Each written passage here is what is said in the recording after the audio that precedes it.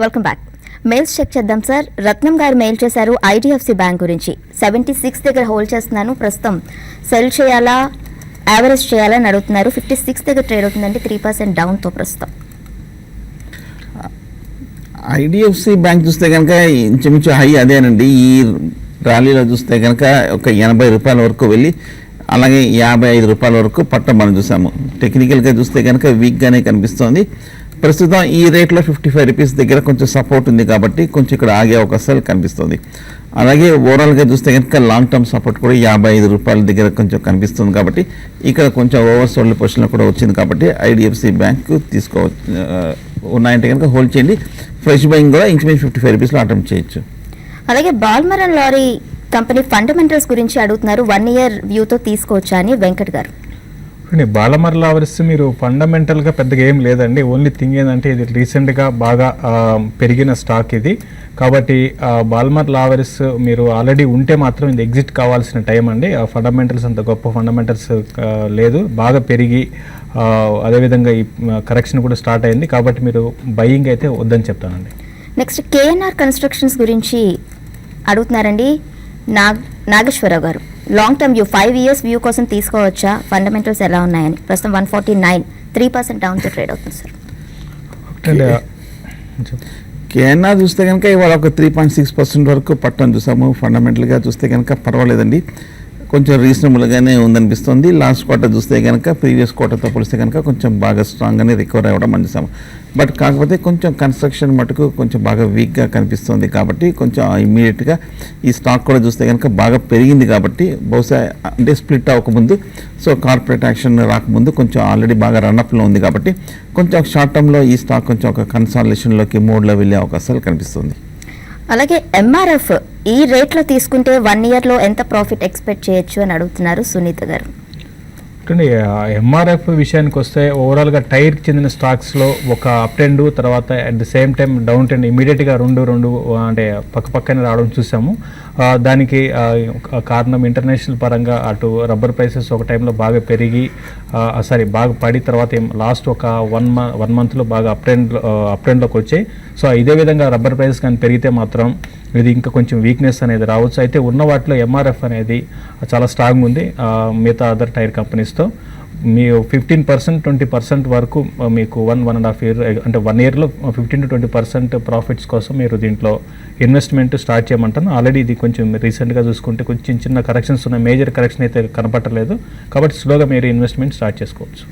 అలాగే Ashok Leyland next month futures ఏ రేట్లో పొజిషన్ తీసుకోవచ్చు అని అడుగుతున్నారు మదన్ కుమార్ గారు. అశోక్ లేలాండ్ చూస్తే కనుక ఈ మధ్య కొంచెం 90 రూపాయల నుంచి 74 రూపాయల వరకు పట్టం అందించాము. 74, 73 రూపాయల దగ్గర బాగా 75 రూపాయల దగ్గర బాగా లాస్ట్ 1 or 2 వీక్స్గా చూస్తే కనుక కన్సాలిడేషన్ అవుతుంది. ఈ లెవెల్లో కొంచెం ఆగే అవకాశాలు కనిపిస్తుంది. కాకపోతే కొంచెం ఫ్యూచర్స్ అంటే market support, market bounce back అనేది రావడం మనం మోస్ట్ ఇంపార్టెంట్. కొంచెం మార్కెట్ ఈ 1 or 2 డేస్ కనుక రికవర్ అయ్యి కొంచెం నిలబడుతోంది, పాజిటివ్గా క్లోజ్ అవుతున్న సమయంలో క్లోజర్ టు 75 లెవెల్స్లో తీసుకొని ఎంబడే 73 కింద జస్ట్ 2 రూపీస్ కింద క్లోజింగ్ బేసిస్ మీద స్టాప్ లాస్ పెట్టి హోల్డ్ చేయండి. అలాగే సిమెంట్ స్టాక్స్ చూసుకుంటే డిమానిటైజేషన్ తర్వాత బాగా కరెక్ట్ అవుతూ కనిపిస్తున్నాయి. దాల్మియా ఆల్మోస్ట్ 37%, నవంబర్ 8 తర్వాత అల్ట్రాటెక్ 22% వరకు కట్టింది. సో ఈ టైంలో సిమెంట్ స్టాక్స్ అప్రోచ్ ఎలా ఉండాలండి? సిమెంట్ కంపెనీస్ మెయిన్ పడ్డానికి మీరు అన్నట్టుగా first demonetization main first reason అండి. అయితే దానికి ముందు మనం గమనిస్తే ఒక డ్రీమ్ ర్యాలీ అనేది సిమెంట్ కంపెనీస్లో లాస్ట్ ఒక 1.5 ఇయర్లో మీకు పెరగడం చూసాము. దాదాపు ఈవెన్ కంపెనీస్ ఏవైతే లాస్ట్లో ఉన్న కంపెనీస్ అన్నీ కూడా ప్రాఫిట్స్కి రావడము, తర్వాత కంటిన్యూగా సిమెంట్ ప్రైసెస్ పెరగడము, తర్వాత ఈ కన్స్ట్రక్షన్ యాక్టివిటీ అనేది 15% దాకా గ్రోత్ అనేది లాస్ట్ 1.5 ఇయర్లో మనకి చూసాము. సో ఇవన్నీ రీజన్స్గా చెప్పొచ్చు పెరిగిన దానికి. అట్ ద సేమ్ టైం పడ్డానికి ఇప్పుడు మనం చూస్తున్నాం ఫస్ట్ రీజన్ ఏంటంటే బాగా పెరిగాయి కాబట్టి ఆబ్వియస్గా మనకి ఆ ప్రాఫిట్ బుకింగ్ అనేది ఇనిషియల్గా స్టేజెస్లో ఉంటుంది. ద సెకండ్ లెగ్ ఆఫ్ కరెక్షన్స్లో ప్రాఫిట్ బుకింగ్ కన్నా ఎక్కువ ఈ కొంత ఫోర్స్డ్ సెల్లింగ్ ఉంటుంది, ప్లస్ దీనికి తోడు కొంచెం పోర్ట్ఫోలియోస్లో చేంజెస్ అనేది కారణం అని చెప్పొచ్చు. ఇంకోటి లిక్విడిటీ, తర్వాత డిమోనటైజేషన్. సో డిమోనటైజేషన్ మరీ ముఖ్యంగా రూరల్ ఎకానమీ మొత్తం కూడా ఈ క్యాష్ మీదే ట్రాన్సాక్షన్స్ ఉంటాయి కాబట్టి సిమెంట్ కంపెనీస్కి అది నెగిటివ్. దాని కారణంగా సిమెంట్ కంపెనీస్ కొంత వీక్ ఉన్నాయి. యాక్చువల్గా ఇది సీజన్, ఇక్కడ నుంచి సిమెంట్ కంపెనీస్ పెరగాలి, బట్ ఏదైనా కూడా కొంచెం కరెక్షన్స్ ఉంటాయి వీటిలో. బట్ లాంగ్ టర్మ్కి డెఫినెట్గా మళ్ళీ బౌన్స్ బ్యాక్ అవకాశాలు ఉంటాయి. కాబట్టి ఈ కరెక్షన్స్లో మంచి కంపెనీస్ని, అంటే fundamentally Heidelberg cement, even Indian cement, mid క్యాప్లో చూసుకుంటే, లార్జ్ క్యాప్లో ఏసీసీకి వెళ్ళమని చెప్తాను. బట్ ఏదైనా కూడా ఈ కరెక్షన్ అనేది ఉండొచ్చు. ఇక్కడ నుంచి స్లోగా బయింగ్ స్టార్ట్ చేయమని చెప్తానండి. నెక్స్ట్ వోల్టాస్, థైరోకేర్ రెండిట్లో ఏది better 1 to 2 years investment purpose అని అరవింద్ గారు మెయిల్ చేశారు. వోల్టాస్ చూస్తే కనుక టెక్నికల్గా బాగా పాజిటివ్గానే ఉన్న స్టాక్, అలాగే ఫండమెంటల్గా కూడా చూస్తే కనుక ఈ కంపెనీ చాలా స్ట్రాంగ్గానే ఉన్న కంపెనీ. అలాగే కాకపోతే కొంచెం వోల్టాస్ ఈ మధ్యకాలంలో 400 రూపాయల నుంచి 290 రూపాయల వరకు పట్టం మనం చూసాము. ఈ లెవెల్లో కొంచెం ఆగే అవకాశాలు కనిపిస్తుంది. అలాగే కొంచెం స్టాక్ చూస్తే కనుక కొంచెం ఎక్స్పెన్సివ్గా ఉన్నట్టు కనిపిస్తుంది. అలాగే థైరోకేర్ చూస్తే కనుక ఈ టెక్నికల్గా ఒకసారి మనం ఈ స్టాక్ 530 రూపాయల నుంచి 720 రూపాయల వరకు బాగా పెరగటం మనం చూసాము. ఈ స్టాక్ ఈ లెవెల్లో చూస్తే కనుక నా ఉద్దేశం అయితే కనుక టెక్నికల్గా కొంచెం షార్ట్ టర్మ్ ఓవర్ బాట్ పొజిషన్లో ఉంది కాబట్టి 700 రూపాయల దగ్గర కొంచెం ట్రెండ్ ఆగి కొంచెం ఒక మైనర్ కరెక్షన్ ట్రెండ్లోకి కనిపిస్తుంది. ఓవరాల్గా ఈ స్టాక్ కూడా చూస్తే కనుక వాల్యుయేషన్ ప్రకారం ఫుల్లీ ప్రైస్డ్నట్టుగానే కనిపిస్తుంది. ఫండమెంటల్ చూస్తే కనుక పర్వాలేదు, ఓకే అనిపిస్తుంది. సో కాబట్టి కొంచెం రెండు దృష్టిలో చూస్తే కనుక ఒక చిన్న కరెక్షన్లోకి తీసుకోవచ్చు. నెక్స్ట్ జేబీఎం ఆటో గురించి సురేష్ రెడ్డి గారు మెయిల్ చేశారండి. 312 లెవెల్లో 2000 షేర్స్ తీసుకున్నాను, హోల్డ్ చేయాలా, ఎగ్జిట్ అవ్వాలా, యావరేజ్ చేయాలా అని అడుగుతున్నారు. జేబీఎం ఆటో చూస్తే కనుక ఓవరాల్గా మనం ఈ స్టాక్ కరెక్షన్ ట్రెండ్లోకి రావడం మనం చూస్తున్నాము. అలాగే ఈ స్టాక్ చూస్తే కనుక అంత క్రితం ఆటో యాన్సిలరీ స్టాక్స్ ర్యాలీలో ఈ స్టాక్ పెద్దగా ఏమీ పార్టిసిపేట్ చేయలేదు. కొంచెం టెక్నికల్గా చూస్తే కనుక జేబీఎం ఆటో కొంచెం ఇంకా వీక్గానే ఉందనిపిస్తుంది. కాకపోతే 200 రూపాయల దగ్గర కొంచెం స్ట్రాంగ్ సపోర్ట్ కనిపిస్తుంది కాబట్టి జేబీఎం ఆటో ఇక్కడ కొంచెం ఆగే అవకాశాలు కనిపిస్తుంది. అలాగే స్టాక్ చూస్తే కనుక మొన్న రిజల్ట్ కొంచెం ప్రీవియస్ క్వార్టర్స్తో పోలిస్తే కనుక కొంచెం అండర్ పెర్ఫార్మ్ చేసింది. వాల్యుయేషన్ ప్రకారం చూస్తే కనుక ఈ రేట్లో 220-230 లెవెల్స్లో పర్వాలేదు, రీజనబుల్గానే ఉందనిపిస్తుంది. సో రెండు దృష్టిలో చూసుకుంటే కనుక 200 రూపీస్ దగ్గర కరెక్షన్ ఆగి కొంచెం నిలబడే అవకాశాలు కనిపిస్తుంది. ఆ లెవెల్లో బై చేయొచ్చు. నెక్స్ట్ అట్లాంటా 79 రూపీస్ దగ్గర 350 షేర్స్ తీసుకున్నాను, హోల్డ్ చేయాలా, ఎగ్జిట్ అవ్వాలా అని అడుగుతున్నారు బాలశేఖర్ గారు. అట్లాంటా చూస్తే కనుక ఈ స్టాక్ బాగా ఈ మధ్యకాలంలో కొంచెం పెరిగిన స్టాక్ 25 రూపాయల నుంచి 80 రూపాయల వరకు పెరిగి మళ్ళీ గత 4 రోజులు బట్టి చూస్తే కనుక ఈ కన్స్ట్రక్షన్ కంపెనీ కొంచెం కరెక్షన్ ట్రెండ్లో కనిపిస్తాం మనం చూస్తున్నాము. ప్రస్తుతం ఈ లెవెల్లో నా ఉద్దేశం అట్లాంటా కొంచెం కరెక్షన్ ట్రెండ్లోకి వెళ్ళి 55 రూపీస్ వరకు డౌన్ సైడ్ టార్గెట్ ఉందనిపిస్తోంది. ఫండమెంటల్గా చూస్తే కనుక మొన్న క్వార్టర్ రిజల్ట్స్ ప్రీవియస్తో క్వార్టర్తో పోలిస్తే కనుక బాగా డిప్ రావడం అనేది మనం చూసాము. సో కాబట్టి అట్లాంటా ఈ కన్స్ట్రక్షన్ ఓవరాల్గా కొంచెం వీక్గానే ఉంది కనిపిస్తుంది. కాబట్టి టెక్నికల్గా మేజర్ లాంగ్ టర్మ్ రెసిస్టెన్స్ కూడా ఈ లెవెల్లో 75 లెవెల్స్లో ఉంది. కాబట్టి ఒకవేళ 55 ఆ లెవెల్కి వస్తే బై చేయొచ్చు. అలాగే ఈరోజు వెల్స్పెన్ ఎంటర్ప్రైజెస్ అరౌండ్ 4% గెయిన్ అయింది. వెల్స్పెన్ ఎనర్జీ వాటర్ విక్రయానికి ప్రణాళికలు వస్తున్నట్టు, సో ఇంకా పెరిగే ఛాన్స్ ఉందంటారా? ఈ టైంలో ఏమైనా ఇన్వెస్ట్ చేయొచ్చా వెల్స్పెన్ ఎంటర్ప్రైజెస్లో? వెల్స్పెన్ ఓవరాల్గా అంటే రీసెంట్ డేస్లో కానీ చూసుకుంటే చాలా స్ట్రాంగ్ ఉందని చెప్పొచ్చు అండి. ఎందుకంటే ఈ ఫాల్లో కొంచెం ఆగిన కంపెనీ అంటే ఇదే అని చెప్పొచ్చు. బట్ ఏదైనా కూడా వెల్స్పెన్ ఓవరాల్ గ్రూప్ పరంగా చూడాలంటే మంచి గ్రూపేనండి. డెఫినెట్గా దీన్ని మీరు పిక్ చేసుకోవచ్చు ఎవరైతే ఇన్వెస్ట్ చేయాలనుకునే వాళ్ళు. స్లోగా ఇన్వెస్ట్ చేసుకోమంటాను. అయితే ఇది మరీ అంత పెద్ద కంపెనీ కాదు, చాలా చిన్న కంపెనీ కాబట్టి పెద్దగా మనకి ఇందులో ఎక్స్పెక్టేషన్స్ పెట్టుకోకుండా ఒక 20-25%, 30% లోపల 1 year లోపల అటువంటి ఇన్వెస్ట్మెంట్స్ కోసం అయితే ఇన్వెస్ట్ చేసుకోమంటారు. ఈవెన్ ఫండమెంటల్స్ కూడా బాగా ఇంప్రూవ్ అయినాయి, మార్జిన్స్ కూడా స్లోగా పెరుగుతూ వస్తున్నాయండి. సో అలాగే ఈరోజు సిమెంట్ మెటల్తో పాటు రియాలిటీ షేర్స్ కూడా పడ్డం మనం చూసాము. సో రియాలిటీ సెక్టార్పై మీరేమంటారు? ఓవరాల్గా చూస్తే కనుక రియల్ ఎస్టేట్ కూడా కొంచెం వీక్గానే ఉన్న స్టాక్. మొన్న డిమానిటైజేషన్ వచ్చినప్పటి నుంచి బాగా పట్టం మనం చూసాము. పైగా ఇవాళ కొంచెం న్యూస్ రావటము, అలాగే ఓవరాల్గా మ్యాక్రో ఎకనామిక్ సంబంధించిన ఒక న్యూస్ రావడంతో కొంచెం మార్కెట్ కూడా స్లంప్ వచ్చాయి. కాబట్టి జనరల్గా రియల్ ఎస్టేట్ కూడా జనరల్గా బాగా మొమెంటం ఉన్న స్టాక్, మార్కెట్తో పాటు బాగా మూవ్ అయ్యే స్టాక్ వాలటిలిటీ కూడా ఎక్కువ ఉంటుంది కాబట్టి కొంచెం రియల్ ఎస్టేట్ కూడా ఇవాళ కొంచెం కరెక్షన్ రావడం మనం చూసాము. ఒకవేళ కనుక ఈ కరెక్షన్లో కనుక కొంచెం డిఎల్ఎఫ్ లాంటి స్టాక్ చూస్తే కనుక టెక్నికల్గా కొంచెం ఆగిన తర్వాత లోయర్ రేట్లో డిప్లో బై చేయొచ్చు. షార్ట్ టర్మ్ గెయిన్ కోసం 15-20% ఎక్స్పెక్ట్ చేయొచ్చు. నెక్స్ట్ కాలర్ అడుగున్నారండి హైదరాబాద్ నుంచి టీవీఎన్ రావు గారు. హలో హలో శేషు గారి క్వశ్చన్ అంటే లింకన్ ఫార్మా 200 లో తీసుకున్నా అంటే అది యావరేజ్ చేయొచ్చు. Okay sir. లింకన్ ఫార్మా మీకు ఫండమెంటల్ మంచి కౌంటర్ అంటే మనకి అయితే స్టాక్ మార్కెట్లో ఎట్లుందంటే లిక్విడిటీ అనేది కూడా ఇప్పుడు చూడాల్సి ఉంటుంది. డెఫినెట్గా మీరు యావరేజ్ చేసుకోమంటాను. ఇంకోటి మీరు గమనించాలి, ఈ మిగతా వారితో కంపేర్ చేసుకుంటే ఇది పెద్దగా అంటే ఇన్ని రోజులు పెద్దగా కరెక్షన్ అనేది లేదు. అయితే లాస్ట్ ఫ్యూ డేస్గా ఇందులో కూడా కరెక్షన్ లింకన్ ఫార్మాలో మనకి కరెక్షన్ స్టార్ట్ అయింది. డెఫినెట్గా ఇది ఎక్కువగా ఇది మన ఆఫ్రికన్ కంట్రీస్కి వీళ్ళకి ఎక్స్పోర్ట్స్ ఉందండి ఈ కంపెనీ.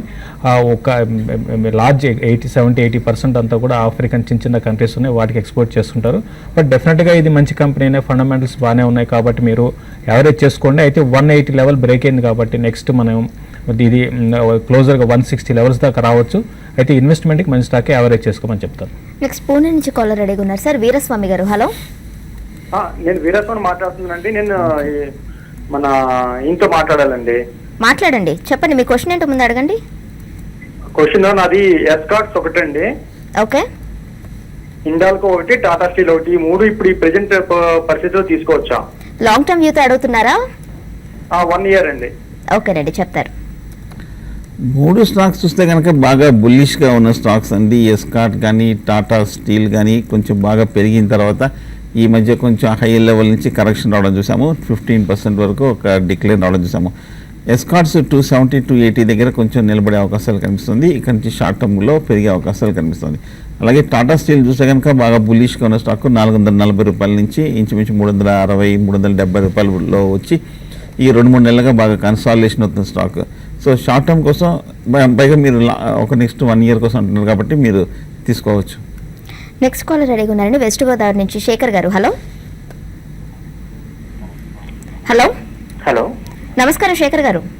నమస్కారం అండి. నా పేరు శేఖర్ అండి. అడగండి మీ డౌట్ ఏంటో. ఈ శేషు గారు చెప్పాలండి, కొద్దిగా అపోలో హాస్పిటల్ తీసుకున్నామండి 1400 రూపాయలని, ఓకే, 400 షేర్లు. చెప్పండి. హలో, ఏం చేయమంటారని అడుగుతున్నారు, చెప్తారు. ఒకటండి అపోలో హాస్పిటల్ పరంగా చెప్పాలంటే ఓవరాల్గా ఈ సెక్టార్ మీద నేను బుల్లిష్ చేయనండి. బట్ ఈ అపోలో హాస్పిటల్ పర్టికులర్గా ఈ స్టాక్కి మెయిన్ మార్జిన్ ప్రెషర్స్ కారణం అని చెప్పొచ్చు అండి. ఎందుకంటే ఎక్స్పాన్షన్ చేస్తున్నారు కానీ దాని తగ్గట్టుగా మార్జిన్స్ అనేది పెరగడం లేదు. సో కంపెనీ ఇంకా ఎక్స్పాన్షన్లోనే ఉంటున్నారు, అంటే ఇన్వెస్ట్మెంట్సే చేస్తున్నారు తప్ప దాని తగ్గట్టుగా రిటర్న్ అనేది ఉండలేదు. దాని కారణంగా ఈ స్టాక్లో కరెక్షన్ ఉంది. బట్ ఓవరాల్ ఈ సెక్టర్ మాత్రం చాలా స్ట్రాంగ్ ఫ్యూచర్ ఉండే అవకాశం ఉంది. కాబట్టి మీరు ప్రస్తుతం అయితే మీరు ఆల్రెడీ ఇన్వెస్ట్ చేస్తున్నారు కాబట్టి హయ్యర్ లెవెల్స్లో హోల్డ్ చేసుకోండి. ఇమీడియట్ అయితే 1220 ఆ లెవెల్, ఎందుకంటే 1200 ఒక రేంజ్లో ఉండేది, ఆ రేంజ్ బ్రేక్ అయింది కాబట్టి ఇది క్లోజర్గా ఇక్కడ నుంచి ఒక 5-6% ఈవెన్ 10% లోపల కరెక్షన్ రావచ్చు. అయితే ఇక్కడ ఆగొచ్చులేండి 1050 ఆ లెవెల్ ఆగొచ్చు. మీరు ఉన్నది హోల్డ్ చేసి ఈసారి మీ రేట్కి వస్తే ఎగ్జిట్ కమ్మని చెప్తాను. ఇదే దాంట్లో స్పేస్లో నారాయణ హృదయాలయ లేదా మీకు థైరోకేర్ లాంటి వాటిలో మీరు ఇన్వెస్ట్ చేసుకోమని చెప్తాను. నెక్స్ట్ హైదరాబాద్ నుంచి చంద్రమోహన్ గారు లైన్లో ఉన్నారు. హలో హలో, నమస్కారం మోహన్ గారు, అడగండి మీ డౌట్ ఏంటో. డిమానిటైజేషన్ తర్వాత ఫైనాన్షియల్ సెక్టర్ అంతా బాగా డౌన్ అయిపోతుంది కదా, capital first, Jeevan financial, Equitas holdings, మనప్రో ఫైనాన్స్.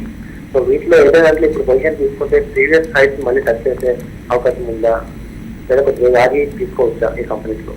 Okay sir. అవునండి, మొన్న ఇందాక మీరు చెప్పినట్టు డిమానిటైజేషన్ డెవలప్మెంట్ వచ్చిన తర్వాత నుంచి ఫైనాన్షియల్ సెక్టర్ స్టాక్స్ అన్నీ కూడా బాగా పట్టామని చూసాము. ఈ లాస్ట్ 1 వీక్ మార్కెట్ కొంచెం నిలబడుతోంది, కొంచెం స్టేబుల్ అవుతున్న సమయంలో సడన్గా కొంచెం వారం క్రితం ఫైనాన్షియల్ సెక్టర్ స్టాక్స్ అన్నీ కూడా బాగా పట్టామని చూసాము. స్టాక్స్ మీరు కొనుక్కోవాలనుకుంటే కనుక మీరు ఉన్న స్టాక్స్లో ఉజ్జీవన్ తీసుకోవచ్చు. స్టాక్ చూస్తే కనుక కొంచెం కరెక్షన్ ట్రెండ్లో ఉన్నప్పటికీ కొంచెం ఓవరాల్గా ఫండమెంటల్గా కొంచెం స్ట్రాంగ్గానే ఉన్న కంపెనీ. అలాగే మన్నపురం కూడా మీరు ఒకసారి చూడండి, కొంచెం ఒక చిన్న డిక్లైన్లో మన్నపురం కూడా మీరు బై చేయొచ్చు. అలాగే ఈరోజు ఫార్మా స్టాక్స్ టాప్ లూజర్స్లో ఉన్నాయి. Cipla almost 5%, Aurobindo 3.4%, Lupin. So pharma sector ఒకటండి ఫార్మా స్టాక్స్ మెయిన్ రీజన్ ఏంటంటే ఇప్పుడు మనకి దివి ల్యాబ్స్కి వార్నింగ్ అనేది రావడం అనేది ఓవరాల్ సెంటిమెంట్ని కొంచెం దెబ్బతీసింది అనుకోవచ్చు. కాబట్టి రానున్న రోజుల్లో మళ్ళీ ఇదే అంటే దేనికి ఏ విధంగా ఇటువంటి న్యూస్ రావచ్చు అనే ఉద్దేశంతో ఇటువంటి సెల్లింగ్స్ ఉంటాయి. అది కాకుండా వీటన్నిటికన్నా బేసిక్గా బేర్ మార్కెట్ అండి. బేర్ మార్కెట్లో న్యూస్ అనేది నెగిటివ్ న్యూస్ ఒకటి వస్తే దాదాపు అంటే ఆ సెక్టర్ చెందిన స్టాక్స్ అన్నీ కూడా కరెక్ట్ అవుతుంటాయి ఏదైనా ఒక స్టాక్ వస్తే. కాబట్టి ఏదైనా కూడా సెంటిమెంట్ అనేది ఫార్మా కంపెనీస్కి బాగాలేదు. దీనికి తోడు యూఎస్లో ఏంటంటే ప్రైస్ కర్బ్ అనేది ఉంటుంది అక్కడ, అంటే జనరిక్ మెడిసిన్ మీద, అంటే ఈ ఒక ప్రైస్ నుంచి పెంచకూడదనే నిర్ణయాలు కొత్త ప్రెసిడెంట్ తీసుకునే అవకాశాలు ఉన్నాయి. కాబట్టి అది కూడా ఒక కారణం అని చెప్పొచ్చు. మరి ముఖ్యంగా ఏవైతే ఎక్స్పోర్ట్ చేస్తాయో యూఎస్కి ఫస్ట్ మనకి సన్ ఫార్మా, అదే మీరు చెప్పిన వాటిలో సిప్లాకి తక్కువ ఉంది ఎక్స్పోజర్, మిగతా అన్ని కంపెనీస్ ఎక్కువగానే సన్ ఫార్మా, రెడ్డీస్ ఒకటి బాగానే ఉన్నాయి. ఏదైనా కూడా రానున్న రోజుల్లో ఫార్మా డొమెస్టిక్ గ్రోత్ మీద ఆధారపడిన ఫార్మా కంపెనీస్కి ప్రాబ్లం ఉండకపోవచ్చు. ఏదైతే ఎక్స్పోర్ట్స్ ఓరియంటెడ్ కంపెనీస్ ఉంటాయో వాటికి కొంచెం మీరు అన్నట్టుగా కొంత ఇటువంటి వీక్నెస్ అనేది రావచ్చు. బట్ ఏదైనా కూడా ఇదంతా ఇంప్రూవ్ కావాలంటే మార్కెట్లో లిక్విడిటీ అనేది ఇంప్రూవ్ అయితే స్లోగా ఈ కరెక్షన్ అంటే ఈ పడ్డం అనేది ఆగిపోయే అవకాశాలు ఉన్నాయండి. అలాగే నిఫ్టీ బ్రెగ్జిట్ లోని టచ్ చేసింది, బ్యాంక్ నిఫ్టీ కూడా. సో సుందరరాజా గారు, bank Nifty next technical and support levels ఎక్కడ ఉంటాయి? బ్యాంక్ నిఫ్టీ చూస్తే కనుక టెక్నికల్గా బాగా వీక్గా ఉన్నప్పటికీ మొన్న ఎప్పుడైతే 18,000 స్థాయి కింద దిగిపోయినప్పుడు బ్యాంక్ నిఫ్టీ కొంచెం డౌన్ ట్రెండ్లోకి రావడం మనం చూసాము. ఇవాళ కూడా చూస్తే కనుక బ్యాంక్ నిఫ్టీ కొంచెం 17,600, 630 దగ్గర సపోర్ట్ కనిపిస్తుంది. అక్కడి నుంచి ఒక స్వల్ప రికవరీ చూస్తున్నాము. బహుశా ఇవాళ కానీ రేపు కానీ ఇంకొక చిన్న మైనర్ బాటం ఏర్పడే అవకాశాలు కనిపిస్తుంది. ఒకవేళ కనుక ఒక 50 పాయింట్స్ పడి బ్యాంక్ నిఫ్టీ 17,650 దగ్గర కనుక కొంచెం నిలబడితే కనుక ఒక సగం రోజున అక్కడ ఆ లెవెల్లో బై తీసుకొని ఎంబడే ఇవాళ వచ్చిన లో 17,600 కింద స్టాప్ లాస్ పెట్టుకోవచ్చు. అంటే క్లోజర్ టు 17,650 దగ్గర బై చేస్తే కనుక 17,600 కింద 50 పాయింట్స్ కింద స్టాప్ లాస్ పెట్టుకోవచ్చు. నెక్స్ట్ కజారియా సిరామిక్స్ గురించి అర్జున్ గారు మెయిల్ చేశారండి. 2 years నుంచి అక్యుములేట్ చేస్తూ వస్తున్నాను, ప్రస్తుతం 5% లాస్లో ఉన్నాను, నెక్స్ట్ 2 yearsకి ఏం చేయమంటారు అని అడుగుతున్నారు. కజారియా సిరామిక్స్ బాగా పెరిగిన స్టాక్ అండి, అందరికి తెలిసిందే. ఇది మీరు కంటిన్యూగా పెరుగుతూ వచ్చిన స్టాక్. నెక్స్ట్ 2 years అంటున్నారు కాబట్టి మీరు ఇట్లానే అంటే మీరు అక్యుములేట్ చేసుకుంటూ వస్తున్నారు కాబట్టి ఆ అక్యుములేషన్ ఏ విధంగా చేస్తున్నారంటే ఒక మంత్లీ బేసిస్లో చేస్తున్నారా లేకపోతే ఒక 10% కరెక్టే నాకు చేస్తున్నారా అనేది తెలియదు. సో మీరు కంటిన్యూగా అక్యుములేట్ చేసుకోమని చెప్తాను. ఈ స్పేస్లో కజారియా సిరామిక్స్ లీడర్ అండి, మంచి కంపెనీని డెఫినెట్గా మీరు మీ పొజిషన్స్ని హోల్డ్ చేసుకోమని చెప్తాను. నెక్స్ట్ బీపీసీఎల్ డిసెంబర్ ఫ్యూచర్స్ 603 దగ్గర తీసుకున్నాను, నెక్స్ట్ ఏం చేయమంటారు అడ్వైస్ అడుగుతున్నారు సుబ్బారావు గారు. బీపీసీఎల్ కూడా చూస్తే కనుక ఈ మధ్య కొంచెం బాగా పడిన స్టాక్ హైయర్ రేట్ నుంచి 680, 690 నుంచి కొంచెం పడుతూ వస్తుంది. కాకపోతే ఉన్న స్టాక్స్లో పోలిస్తే కనుక బీపీసీఎల్ ఆయిల్ మార్కెటింగ్ కొంచెం స్ట్రాంగ్గా కనిపిస్తుంది. ఇంచుమించు మీరు 604 అంటే ఇంచుమించు కరెంట్ రేట్ దగ్గరే ఉంది. ఈ మధ్య లాస్ట్ ఒక 1 or 2 weeksగా చూస్తే కనుక క్లోజర్ టు 600 దగ్గర స్ట్రాంగ్ సపోర్ట్ ఉంది. కాబట్టి 600 కింద అంటే 5 రూపీస్ 6 రూపీస్ కింద మీరు క్లోజింగ్ బేసిస్ మీద స్టాప్ లాస్ పెట్టి హోల్డ్ చేయండి. అలాగే హై బీటా స్టాక్స్లో కూడా ఈరోజు మనం కరెక్షన్ చూస్తున్నాము, డిఎల్ఎఫ్, రిలయన్స్ ఇన్ఫ్రా లాంటి వాటికి. So Reliance Infra next technical support levels ఎక్కడ ఉన్నాయండి? రిలయన్స్ హై బీటాలో స్టాక్స్ లెవెల్ కరెక్షన్ రావడానికి చూస్తే కనుక ముఖ్యంగా మార్కెట్లో నిఫ్టీలో బాగా క్రాష్ అవడం వల్ల కొంచెం హై బీటా స్టాక్స్లో కూడా ఒకసారిగా జనరల్గా ప్యానిక్ అనేది రావడం మనం చూస్తున్నాము. అలాగే రిలయన్స్ ఇన్ఫ్రా కూడా ఈ మధ్య చూస్తే కనుక 500 రూపాయలు, 510 రూపాయల నుంచి కరెక్షన్ రావడం మనం చూసాము. 450 దగ్గర కొంచెం ప్రస్తుతానికి రిలయన్స్ ఇన్ఫ్రా కొంచెం సపోర్ట్ కనిపిస్తుంది. బహుశా 450 అంటే ఈ లెవెల్లో కొంచెం ఆగే అవకాశాలు కనిపిస్తుంది. సో కాబట్టి రిలయన్స్ ఇన్ఫ్రా క్లోజర్ టు 450 దగ్గర బై అటెంప్ట్ చేస్తే, అంటే మార్కెట్ కొంచెం స్థిరపడి బై పొజిషన్ తీసుకుంటే కనుక ఎంబడే 445 కింద ఒక జస్ట్ 5 రూపీస్ కింద స్టాప్ లాస్ పెట్టుకోవచ్చు. So Seshu garu next half an అవర్కి మీ ట్రేడింగ్ ఐడియాస్. మార్కెట్స్ కొంచెం రికవరీ అనేది చూసాము, మంచి రికవరీ అని చెప్పొచ్చు ఇండెక్స్ పరంగా. అయితే దాని తగ్గట్టుగా స్టాక్స్లో పెద్దగా మనకి మూవ్స్ అనేది అంటే అప్ సైడ్ అనేది మిగతా అదర్ స్టాక్స్లో మిడ్ క్యాప్ స్టాక్స్లో రావట్లేదు. కాబట్టి సెలెక్టెడ్ మిడ్ క్యాప్ స్టాక్స్లో F&Oలో షార్ట్స్కి వెళ్ళమని చెప్తాను. ఇప్పుడే అనుకున్నట్టుగా రిలయన్స్ ఇన్ఫ్రా ఒకటి హయ్యర్ లెవెల్స్లో, అంటే ఇప్పుడు కాదు కొంచెం హయ్యర్ లెవెల్స్లో సెల్ చేయమంటాను. తర్వాత ఏషియన్ పెయింట్స్ ఒకటి ఈరోజు కొంత పాజిటివ్గా ఉంది, అది కూడా కొంచెం పెరిగినప్పుడు positional traders next few days కోసము అంటే ఈ F&O క్లోజింగ్ లోపల దాన్ని కూడా సెల్లింగ్కి వెళ్ళొచ్చు. అయితే కొంచెం రిస్క్ తీసుకునే వాళ్ళు ఒకవేళ లాంగ్ వెళ్ళాలంటే కాల్స్ తీసుకోమంటాను, అంటే నిఫ్టీ కాల్ కానీ నిఫ్టీనే తీసుకోమంటాను 8,000 కాల్. అది కూడా రిస్కీ ట్రేడర్స్, అంటే పర్సనల్గా అయితే నేను సజెస్ట్ చేయటం లేదు. బై సైడ్ వెళ్ళాలనుకున్న వాళ్ళు ఎక్కువ ఇండెక్స్ వైపే ఉండమని చెప్తాను. Thank you sir. Thank so ఇవి ఇప్పుడు మార్కెట్ అప్డేట్. సెన్సెక్స్ 159 పాయింట్స్ డౌన్తో ట్రేడ్ అవుతుంటే నిఫ్టీ 56 పాయింట్స్ డౌన్తో 7929 దగ్గర ట్రేడ్ అవుతుంది. సెక్టార్ వైజ్ చూసుకుంటే అన్నిట్లోనూ మనం సెల్లింగ్ చూస్తున్నాం. ఇవి ఇప్పుడు మార్కెట్ అప్డేట్స్ చూస్తూనే ఉండండి టీవీ ఫెమ్ అని.